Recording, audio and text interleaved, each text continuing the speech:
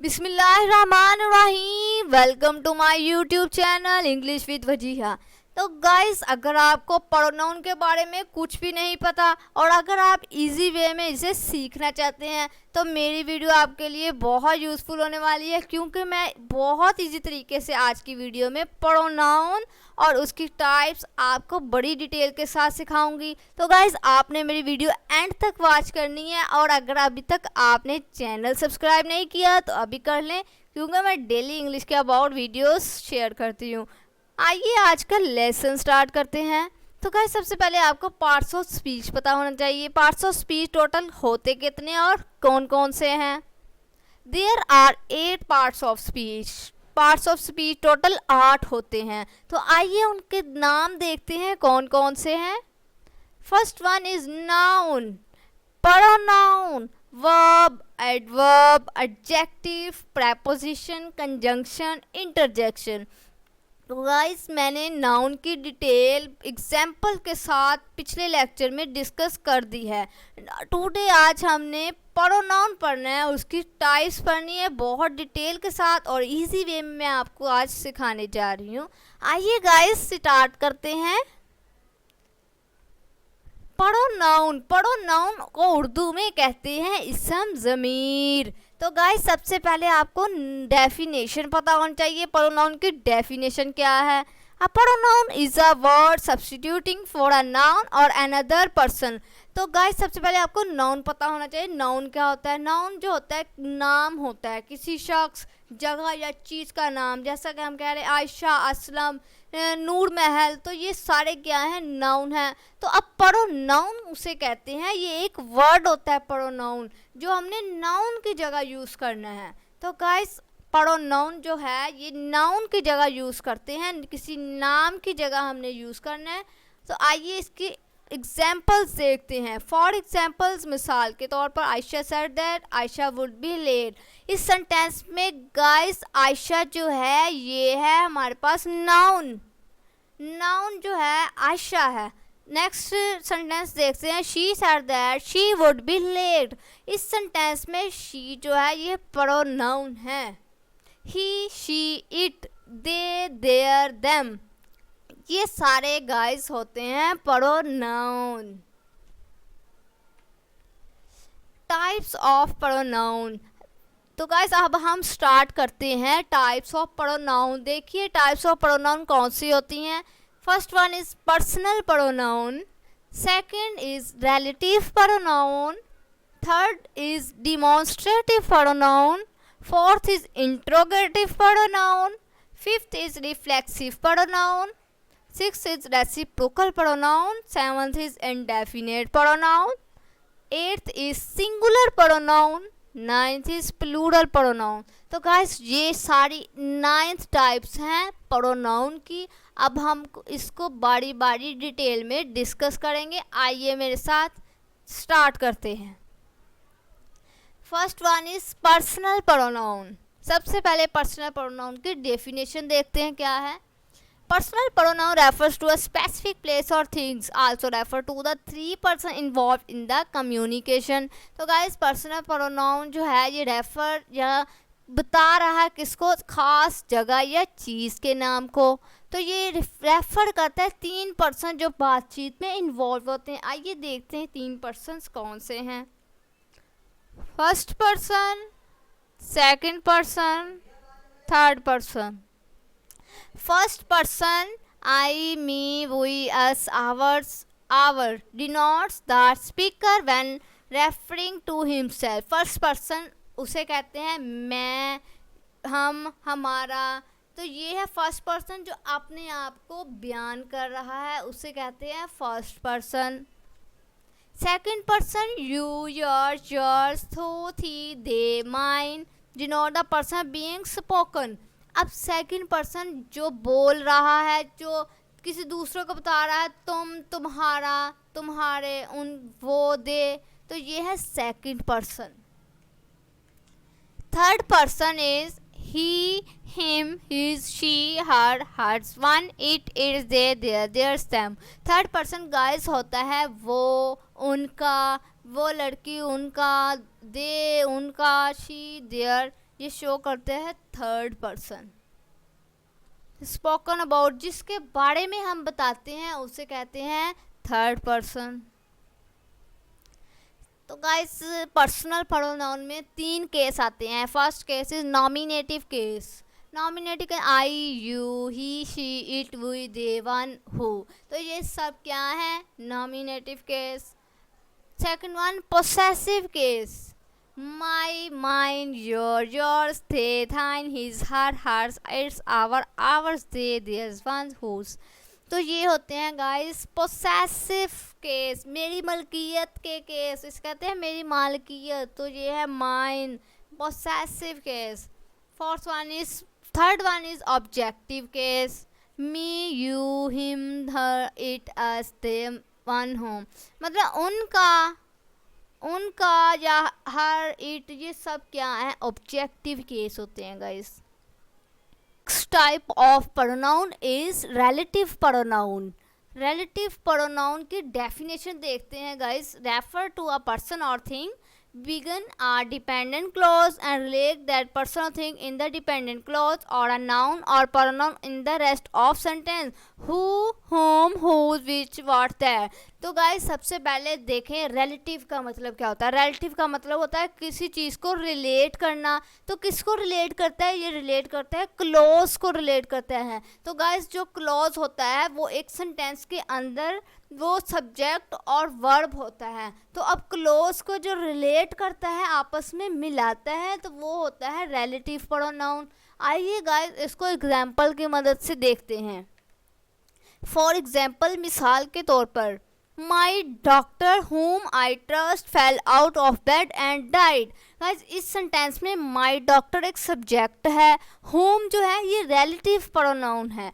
I trust fell out of bed and died. तो guys ये वाला जो सेंटेंस है आई से डाइड तक, ये है वर्ब के माई डॉक्टर मेरा डॉक्टर, होम जिन्होंने, I trust fail out of bed मैंने भरोसा किया तो मैं बीमार पड़ गया, एंड डाइड और फोर्थ हो गया। तो गाइस जो रिलेटिव प्रोनाउन होता है ये क्लोज को मिलाता है, रिलेट करता है, कोई चीज़ कोई पर्सन या थिंग को मिलाता है। तो इस सेंटेंस में whom जो है ये रिलेटिव प्रोनाउन है, क्योंकि ये सब्जेक्ट माई डॉक्टर और आगे जो है वर्ब उसको रिलेट कर रहा है, इसीलिए इसे कहते हैं relative pronoun. The book that won is a novel. तो जो द बुक है ये सब्जेक्ट है, दैट जो है रिलेटिव प्रोनाउन जो कि मिला रहा है एक सब्जेक्ट को और एक वर्ब को मिला रहा है। वॉन इज अ नॉवल ये है वर्ब। तो जो रिलेटिव प्रोनाउन होता है ये होते हैं who, whom, whose, which, what, that. तो गाइस याद रखिएगा अगर पेपर में एमसीक्यूज आ जाए तो रिलेटिव प्रोनाउन जो होता है ये एक सब्जेक्ट और वर्ब को रिलेट करता है, आपस में मिलाता है। Next type of pronoun is demonstrative pronoun. तो गाइस सबसे पहले आपने याद रखना है डिमॉन्स्ट्रेटिव का मीनिंग क्या होता है उर्दू में। डिमॉन्स्ट्रेटिव का मीनिंग होता है इशारा करना, पॉइंट टू समथिंग, किसी चीज़ की तरफ इशारा करना। This, that, those. दिस ये, दिस ये ज़्यादा चीज़ें, दैट वो, दोस वो ज़्यादा चीज़ें। तो फॉर एग्जाम्पल मिसाल के तौर पर, दिस इज़ अ पेन। इस सेंटेंस में दिस जो है ये डिमॉन्स्ट्रेटिव प्रोनाउन है, क्योंकि ये एक पेन है, ये जो है इशारा किया जा रहा है इस सेंटेंस में कि ये मेरे पेन है। तो दिस जो है ये डिमॉन्स्ट्रेटिव प्रोनाउन है। डिमॉन्स्ट्रेटिव का मानी होता है इशारा करना। That is book on the table. That वो किताब टेबल पर है। तो गाइज इस सेंटेंस में दैट मतलब उस चीज़ की तरफ इशारा किया जा रहा है, तो यहाँ दैट जो है ये एक डिमॉन्स्ट्रेटिव प्रोनाउन है। Next type of pronoun is interrogative pronoun. तो गाइस आपको नाम से पता चल रहा है इंट्रोगेटिव सवालिया फिक्रात वाले। सवालिया इंट्रोगेटिव कौन से होते हैं? व्हाट, द, व्हाट, हु, वा, हुज, होम। तो ये क्वेश्चन पूछने के लिए हम क्या कहते हैं उसे? इंट्रोगेटिव। तो इंट्रोगेटिव प्रोनाउन कौन से होते हैं? Who, what, whose, whom. कोई भी क्वेश्चन पूछा जाए उसे कहते हैं इंट्रोगेटिव प्रोनाउन। फॉर एग्जाम्पल, मिसाल के तौर पर, who is knocking at the door. Who जो है मतलब सवाल किया जा रहा है इस सेंटेंस में कि दरवाजे पर कौन खटखटा रहा है, तो जहाँ हु जो है ये इंट्रोगेटिव प्रोनाउन है। Another type of pronoun is reflexive pronoun. Guys, reflexive pronoun की हम देखते हैं जो खुद से रिलेटेड है। रिफ्लेक्सिव का मतलब होता है जो बजाते खुद हमसे रिलेटेड चीज़ें हैं। फॉर एग्जाम्पल, मिसाल के तौर पर, I myself, he himself, she herself, you yourself, they themself, we ourself. तो गाइज इसकी सबसे अहम पहचान होती है कि इसमें फिक्रे के एंड पे सेल्फ आता है, तो प्लूरल हो तो सेल्फ्स आता है। तो गाइस अगर पेपर में एमसीक्यूज आ गया तो उन्होंने my self, him self, your self कोई भी दे दिया, तो आपने कहाँ से पहचान करनी है इसकी? सेल्फ से, मतलब जो बुझाते खुद हमसे रिलेटेड हैं, तो उसे कहते हैं रिफ्लेक्सिव प्रोनाउन।